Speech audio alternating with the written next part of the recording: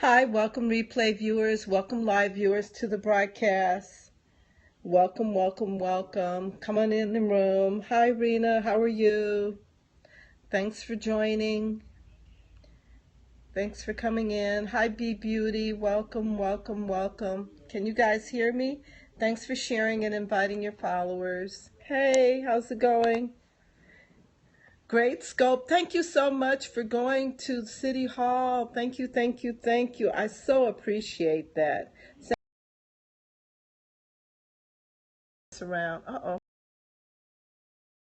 Oh, yes. It was exciting. Oh, my locks are crazy. I just went to the Lynn Museum to look at the Frederick Douglass photos that they had. So it was amazing. Yeah, and I have been to Rochester. I love Rochester. So and the library is fantastic. And thank you for sharing the artwork too. Yes, it was. Thank you, Brandy. I so appreciate the surprise. It was a surprise. So thank you so much. So for those who may be new to me, my name is Janice Temple. I do have to come back to Rochester. Yes, yes.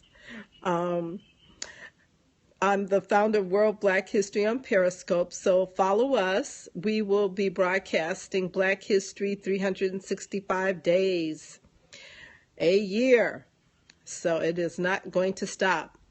And this month is Women's Month, and we're going to talk about Black beauty.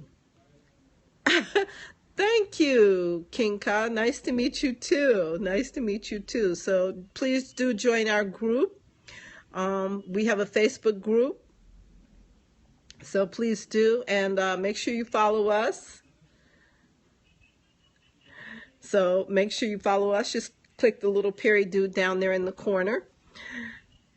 And what is your name, Kinka? What's your name?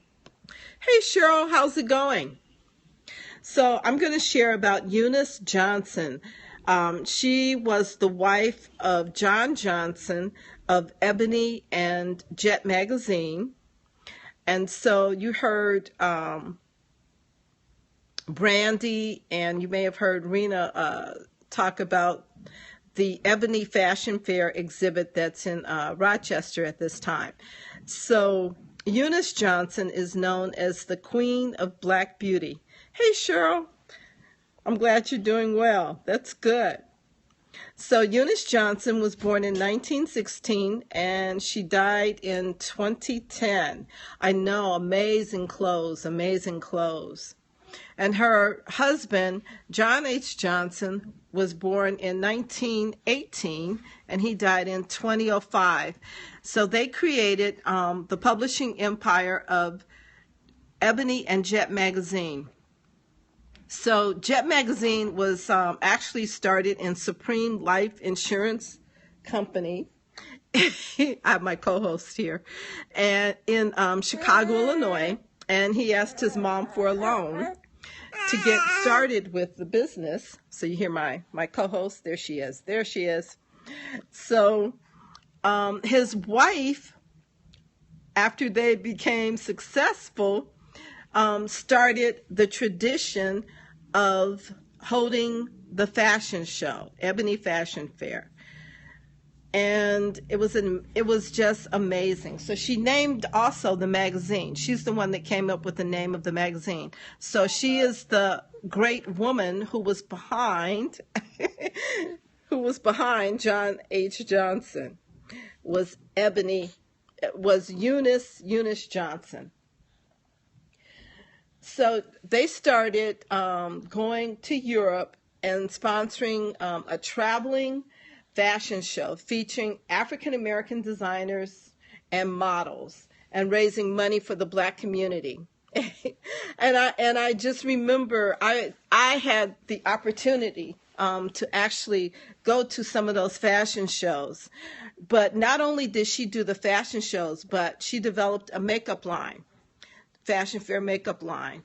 So they really were the trendsetters for setting the standard of beauty for women. So I want to share with you guys a video, and just hats off to Eunice Johnson for starting this, and for her daughter Linda Rice Johnson, who is continuing the legacy. Oh, my granddaughter's trying to swipe there for me. Okay, so I'm gonna turn this. I'm gonna share with you a video. So let me turn a lot of famous faces that walk the red carpet. $1 million face for $100 red carpet. So that's Eunice. You have successful people that's never walked the red carpet, but they can walk in any day. My mother, Eunice Johnson, was a true visionary. She was really putting together a show. You know, that my children don't have to. I'm like, what is going on? In a position to where. Okay, there we go. Now we can start over. I'm like, where is this? Okay. So let me start it over. There we go. That's better. That's Eunice. My mother, Eunice Johnson, was a true visionary. She was really putting together a show with a vision of style.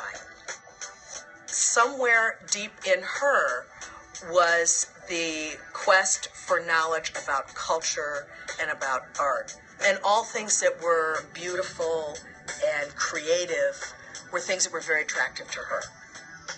You can see that running through Ebony every single month, every single issue. And every ounce of sophistication, elegance, class, style that runs through Johnson Publishing Company really started with Eunice Johnson.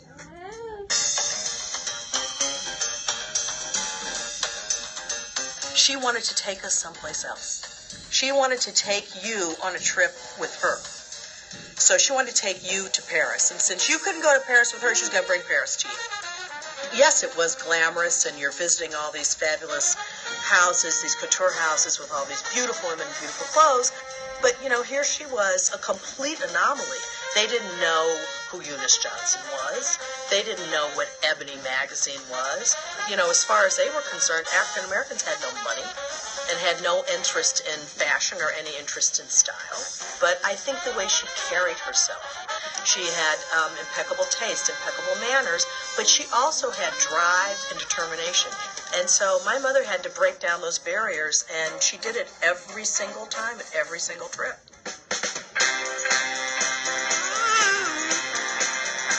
Yes.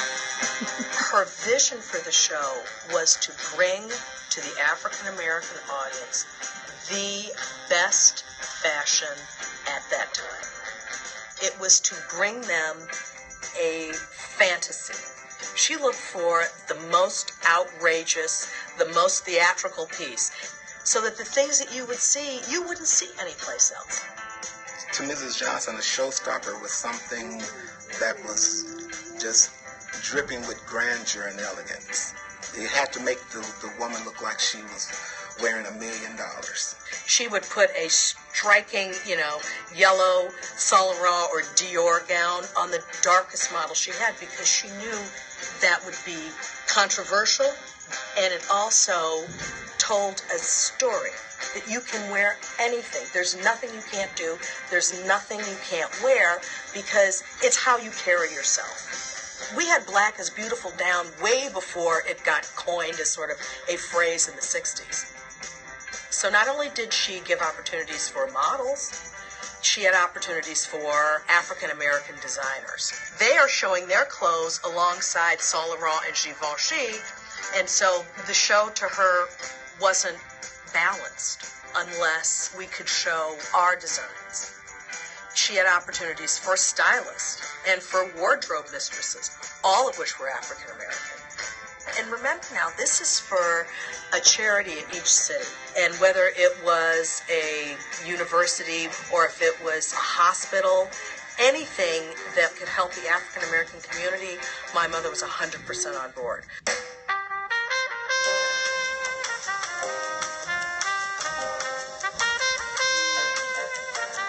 Who could say that they could put on a fashion show for 50-odd years and keep it going every year? Nobody. Who can say that they've raised over $50, $60 million for most incredible charities? Nobody. Who can say that 60 everybody in million. the world, whether they were white, black, yellow, green, they came to see the Ebony Fashion Fair? I think she was a one of a kind. I mean, there was nobody in the world of fashion like her. I think she had a passion for fashion, definitely. And she just passed that on to the rest of us and made us realize it's possible.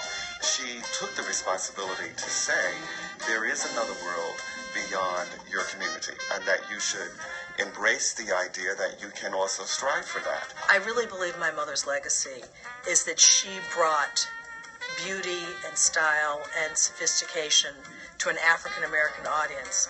Whether you're from a small town in Mississippi or you're from New York City, it's all about how you feel about yourself and the vision that you have for yourself. For her, there were no barriers. There were no barriers.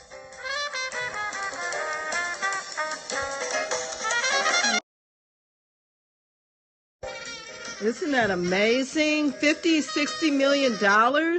I mean, did she invest in the community or what? With the fundraisers? I mean, so not only did she help to uplift women and make them feel beautiful and special and transport them with the fashion shows to other countries by bringing the fashions to them and developing the makeup line, the clothes. I mean, the entire industry of African American fashion, black fashion in the U.S. was really started with the Ebony fashion shows. I mean, started, and for 50 years, you guys talking about me being on Periscope for a few hours, what she did, oh my goodness, 50 years of fashion, that is incredible. That is incredible. So Eunice Johnson, the Queen of Beauty, definitely the Queen of Beauty. Yes, absolutely a legacy. Absolutely. And her daughter, Linda Johnson Rice, does continue the legacy with Johnson Publishing Company and Ebony Magazine. So we are creating history with vision, with images, and images are so powerful. So Periscope, hey, we could have our own fashion show if we wanted to. If we wanted to, we could create our own beauty if we want to. I mean, look at the role models. Can you imagine 50 years of us being on Periscope? Wouldn't that be awesome? 50 years? 50 years of influencing our legacy, like this one here. Yeah, like influencing our little ones to know that they're beautiful and that they're great. Oh, wouldn't that be awesome? So what we're creating here, is just a small beginning. Small beginning. The children are not with Periscope today. No, they're not. Well, she's never with Periscope. Well, I'm not going to say that. She was pretty good the other day. But she's just busy. Yeah. Oh, she's waving. Oh, my goodness. She waved at you guys. She's waving now. Say hi. Say hi. Yeah. So I just visited today the Lynn Museum, and they have these black dolls. And even before we start with fashion shows and makeup, we are little girls playing with dolls. And it's important to have our reflection. It's important to see our beauty in those dolls. So when we're playing with them, it makes a big difference. And even little boys, they need action figures or male dolls that reflect them as well. And these dolls, yes, absolutely very important. And these dolls were made by an abolitionist woman for her granddaughter, and they were white women, and she made these dolls. And the granddaughter took such excellent care of these dolls that they're almost in perfect condition. They're like 92 years old, and the dolls have afros, and they're beautiful. It's amazing. It's amazing.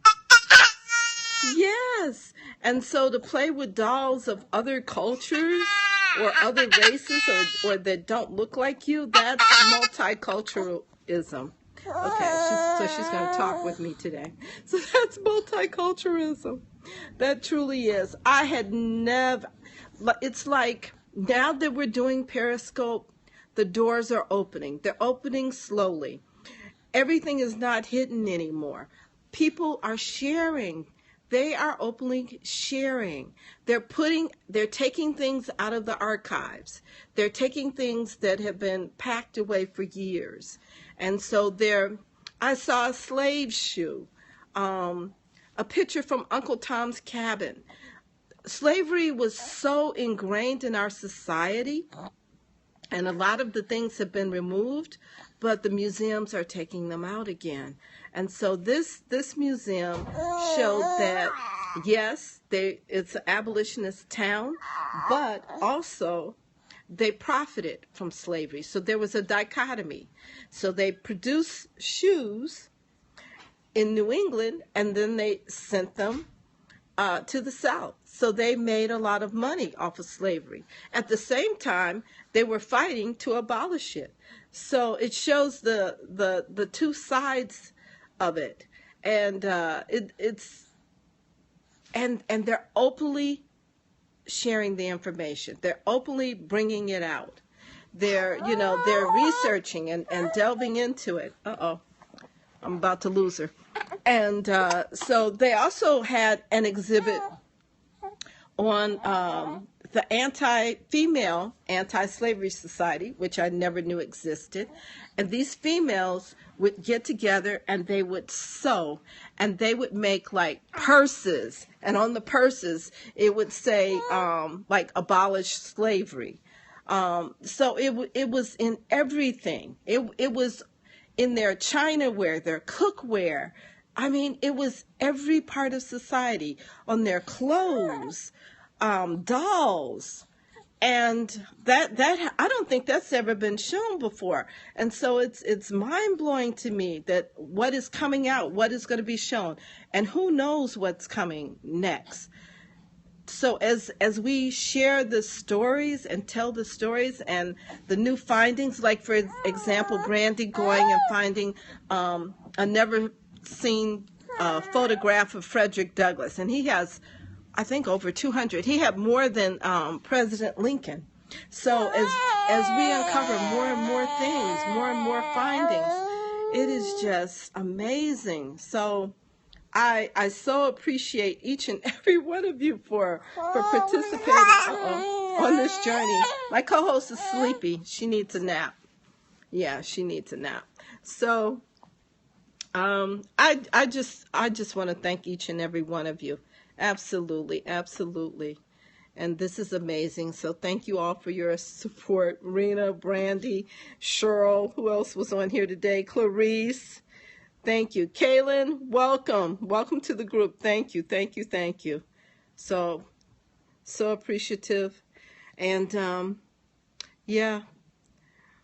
And hey, and to Eunice Johnson for setting such an example of what is possible, because Periscope is like a magazine, visual imagery is so important, and we're going to continue to share and share and share. I said your name right. That almost never happens. Laughing out loud. Honored to be here. Well, do follow us. I'm glad I did say your name right. I mean it. I think probably because I have a niece by that name, maybe. But yes, I'm familiar with your name. So do follow us, and you can join our Facebook group. God bless you, baby. God bless you. Let me see if I can find our Facebook group to share with you. Oh, Lord, I don't know what's going on. I clicked on something crazy. Let me get to the Facebook group. Oh, you're following? I'll add Facebook. Thank you. Thank you. Yes. Oh, okay. Fantastic. So you go to groups, on Facebook and look for World Black History on Periscope. So that's what I'm trying to do. I have a couple of more minutes if she allows me. World Black History on Periscope. Oh, are you now? Is that what you want to do? So here, this is the group to look for. So you go to groups and go to World Black History on Periscope.